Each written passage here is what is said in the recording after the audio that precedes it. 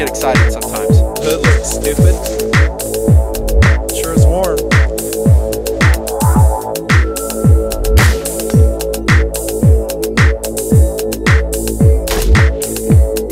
That's a hit, isn't it? Yeah.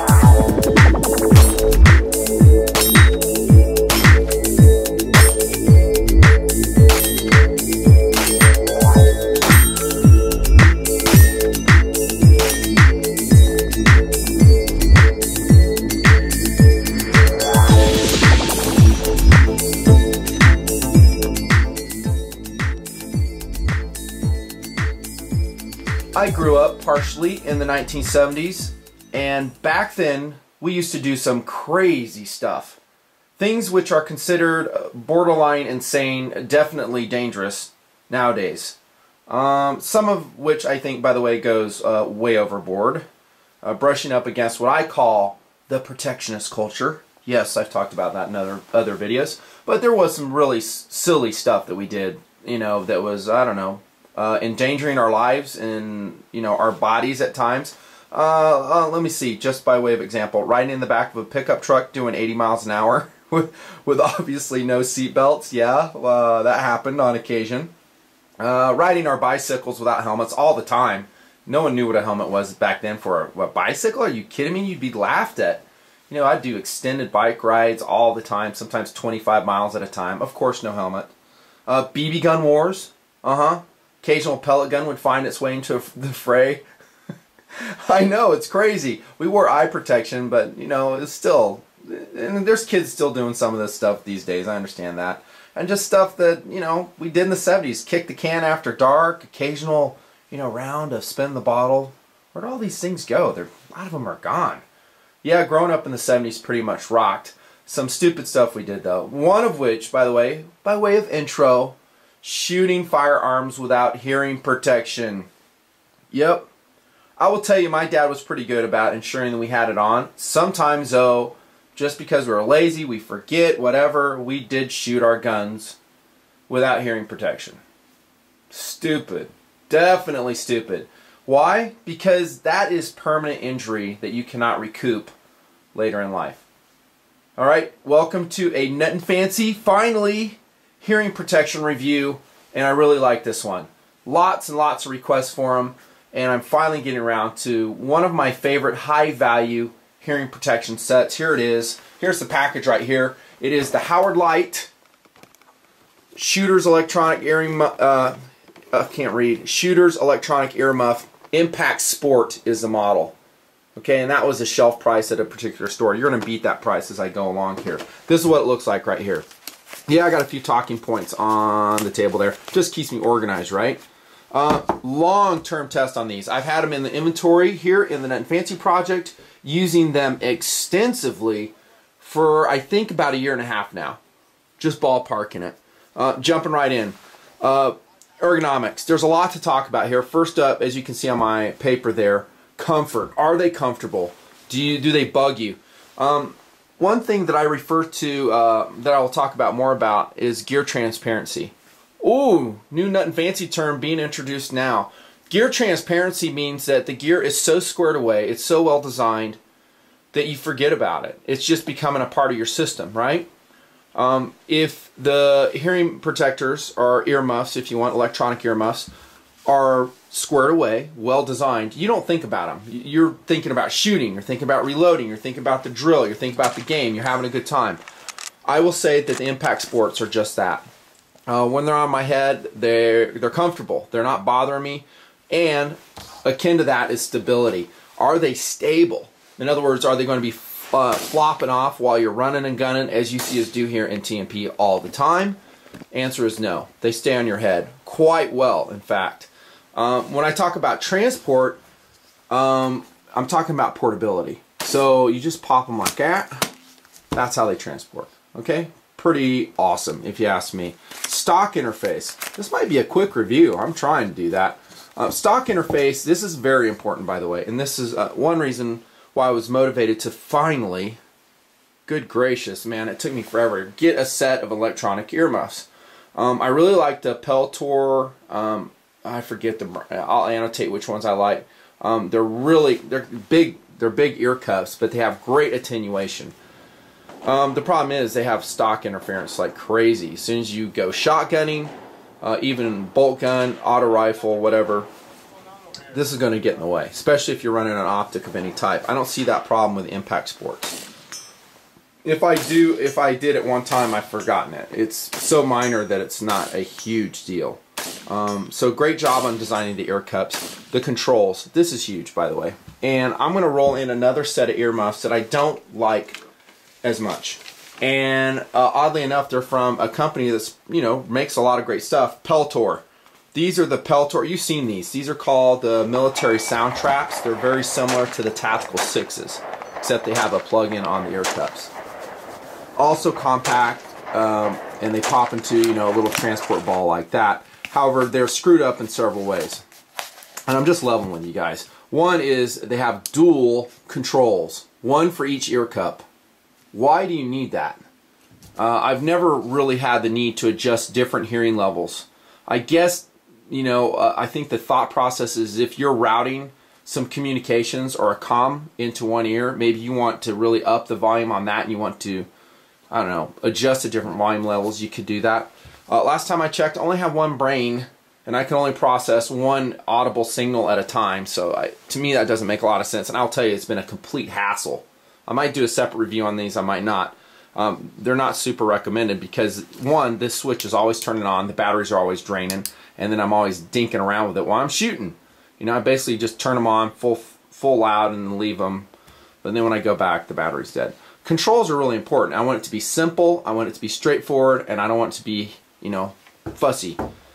The Howard Leights Impact Sports are just that from my experience. You have one volume control, thank you very much, like so, and that's it.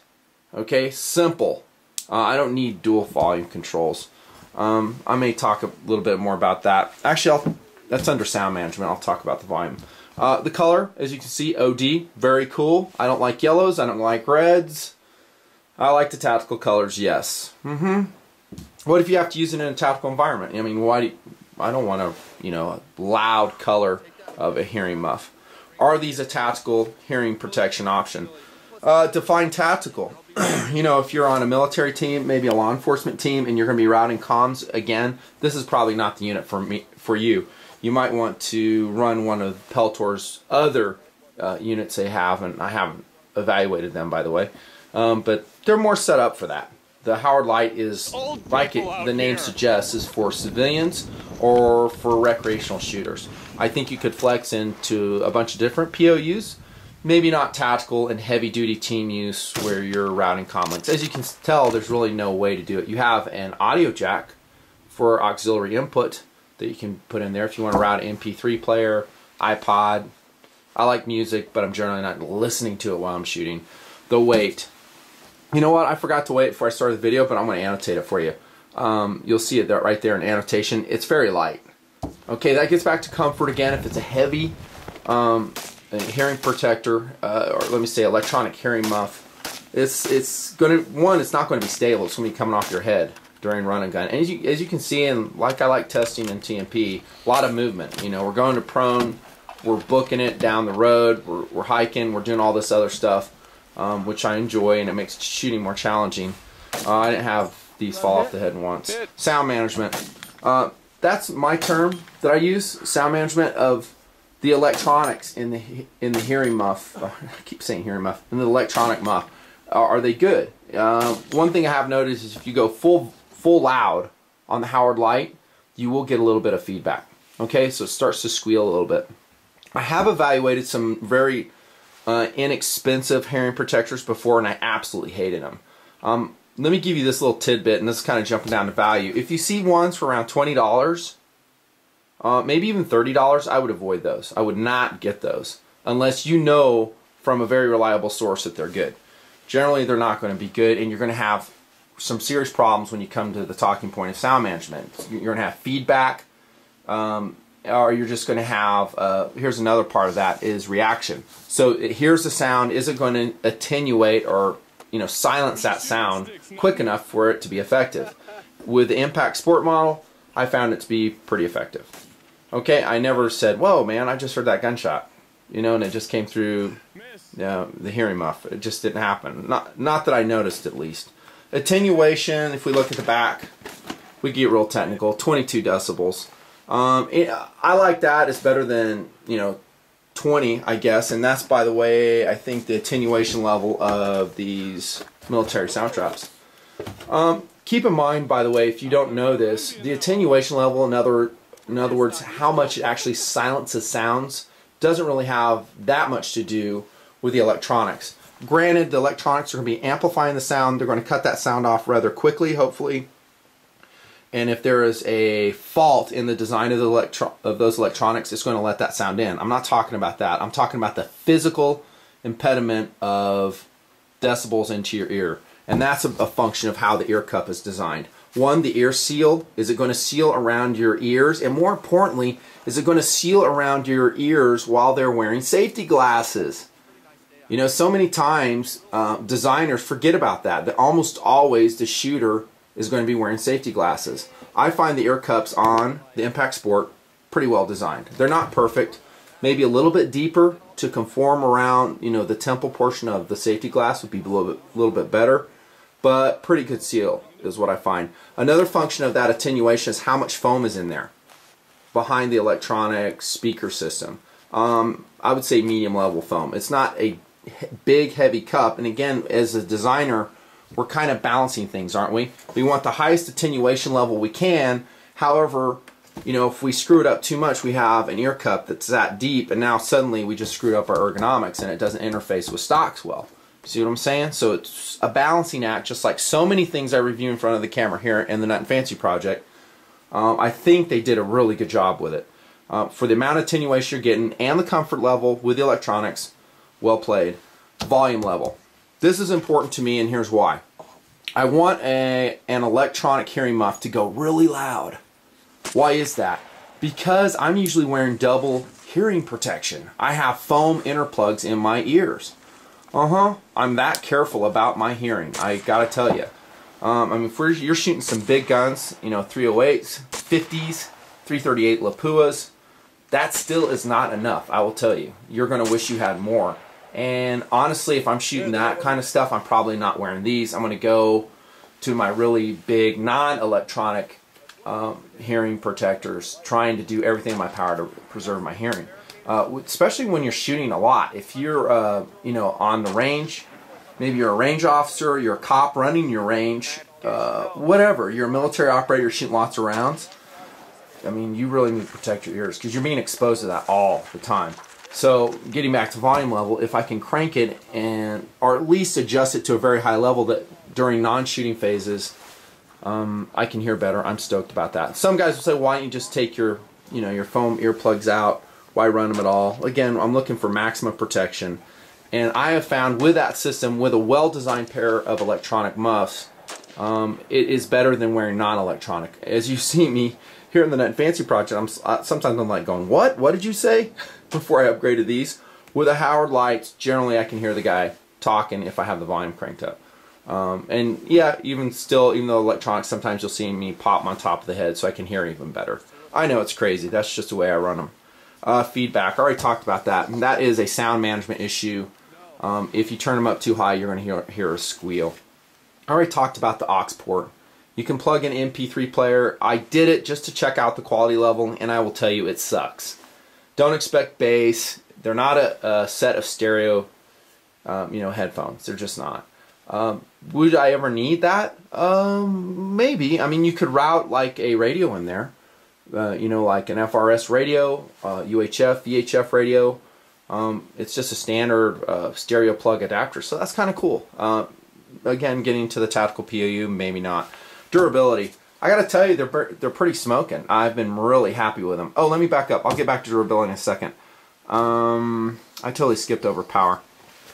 This is a really important one. What's it powered by?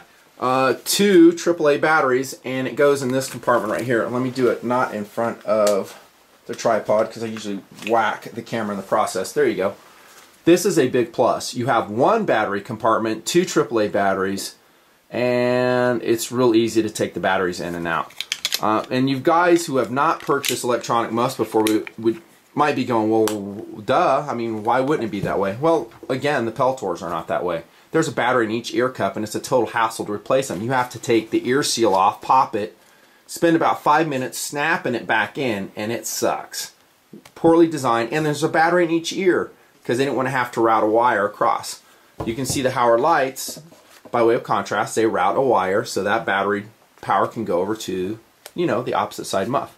I think it's a better design. It's simpler as a user.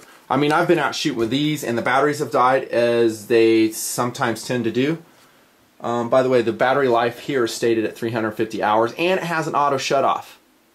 Okay, so if you do forget to turn them off after 4 hours, the instructions say it shuts off. And I have found that to be the case because, yes, I've forgotten to shut them off. This one, not so much. They'll burn out and then you have to swap batteries, and guys are like, you know what, I don't even want to do it because it's too big of a hassle.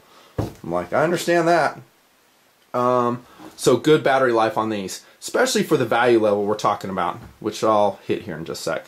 So talked about Aux, back to durability. They call them water resistant. As you've seen in the Nutnfancy project, obviously we shoot in the rain, the snow, and as just as a few days ago in driving blizzards apparently. Okay, and these have done very, very well. In fact, I think I was wearing these, if I'm not mistaken, in that blizzard the other night. No problems, no short outs, the volume still works. You know, would I submerge them underwater? Absolutely not. Headband is comfortable, and it's not made of leather, it's a vinyl simulated leather, nice and wide, stays on just fine. Value's pretty great. Again, this was, I think that's a high price. If you go to, I think, Amazon.com, around $45, dude, that's a good deal for a pair of workable and serviceable and apparently durable electronic hearing protectors. Well done. Well done, Howard Leight. And I guess they're a subsidiary of that company right there, Spirian. Don't know them. Great option, guys. You're looking for some electronic muffs? Get these. I think you're going to be stoked with them. They're really good for the money, and they have, you know, great feedback from everybody else that I know personally that has run them, including the guys at Impact Guns there. They dig them. Yeah, we did some crazy, crazy stuff in the 70s. Don't blow your hearing out. That's something you can't overcome. This is Nutnfancy. There's a hearing protection review. See ya.